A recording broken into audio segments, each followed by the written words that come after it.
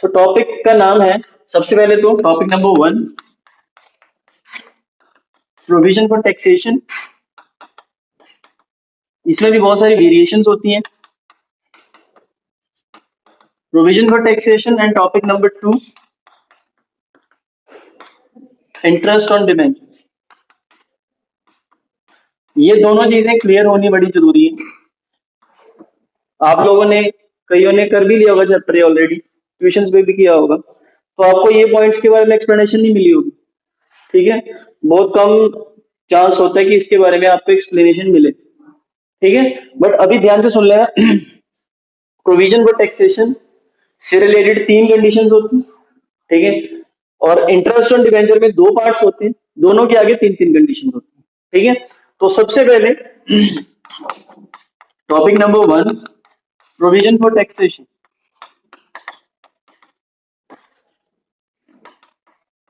Provision for taxation. अब provision for taxation का मतलब क्या होता है, ये आपको पहले कल भी बताया था जब हमने फॉर्मेट बनाया था।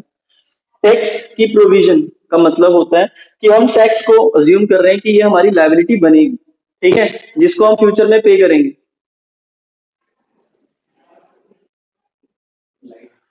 ठीक है, कि जिसको फ्यूचर में हम पे कर पाएंगे, जो हमारी फ्यूचर में जाके लायबिलिटी बनेगी, उसको हम आज ही अज्यूम कर रहे हैं। प्रोविजन का मतलब क्या होता है कि वो खर्चा जो फ्यूचर में होने वाला है और जिसको हम आज ही अज्यूम कर रहे हैं, राइट, जिसको कहते हैं प्रोविजन फॉर टैक्सेशन। सो अब इसमें 3 कंडीशंस कौन कौन सी? First, when no adjustment is given, कि जब कोई भी एडजस्टमेंट गिवन ना हो तब इसका क्या ट्रीटमेंट करना, no adjustment is given. Second, when adjustment of tax paid is given. ठीक है, अगर आपको टैक्स पेड जो है वो एडजस्टमेंट में दिया हुआ है। And third one, when adjustment of tax made is given. Last year क्या हुआ था, जब प्रैक्टिकल चल रहा था तो एक्सटर्नल ने 10 बच्चों से कम ये क्वेश्चन पूछा था कि टैक्स पेड और टैक्स मेड में क्या डिफरेंस है। टैक्स पेड और टैक्स मेड में क्या डिफरेंस है? टैक्स पेड का मतलब होता है कि टैक्स हमने पे कर दिया, और टैक्स मेड का मतलब होता है कि प्रोविजन क्रिएट की है जिसको अभी नेक्स्ट ईयर में पे करेंगे। ठीक है, मैंने आपको एक चीज कल बताई थी कि प्रोविजन हमेशा फ्यूचर के लिए बनाई जाती है, कभी भी प्रेजेंट के लिए प्रोविजन नहीं होती।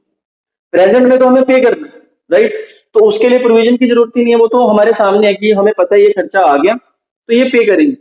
Provision is just an assumption कि ये खर्चा हो सकता है।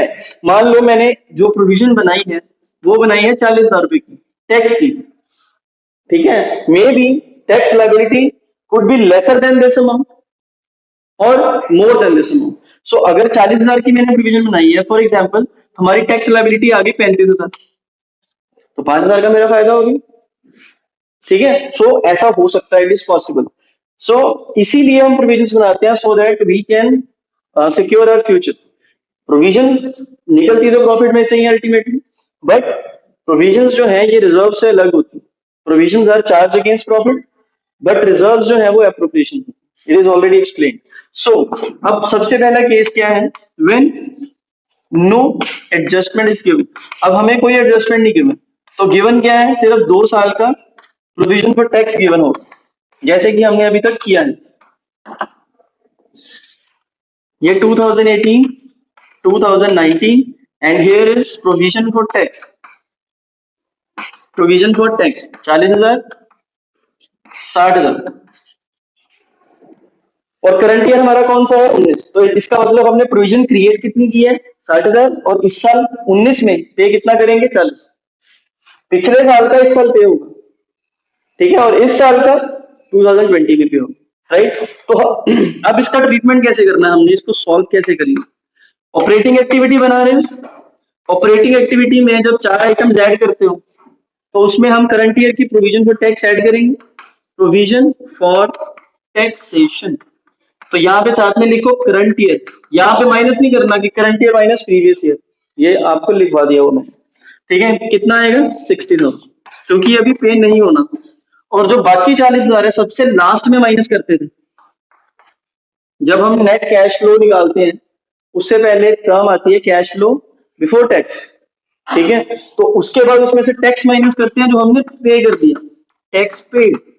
Previous years tax is always paid in current years payment. ठीक है, तो ये 40,000 जो है यहाँ पे माइनस हो जाए, ये प्लस होगा और दूसरे वाला क्या हो जाएगा माइनस। नोट कर लो।